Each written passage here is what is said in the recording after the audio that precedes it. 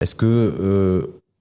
emprunter pour financer une politique, une dépense publique et des dépenses sociales, est-ce que ça a du sens ou pas, sachant que c'est pas il n'y a pas forcément de retour sur investissement pécunier? Alors, aider certaines populations particulièrement fragilisées, bien entendu que ça a du sens. Et lorsqu'on voit notre optimisation, qu'on le veuille ou non, de tout ce que ce pays peut offrir. À l'instant T, nous n'avons pas de pétrole, nous n'avons pas de gaz, en tout cas pas dans des proportions connues, nous n'avons pas de rentrée d'argent, de manne à venir, en tout cas pas dans des proportions connues. Ce que nous pouvions optimiser à plat, notamment notre agriculture, notre pêche, phosphate, engrais,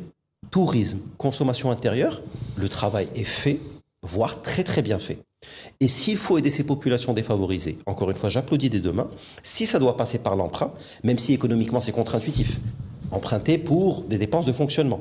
Mais si le contexte est tel qu'il faut,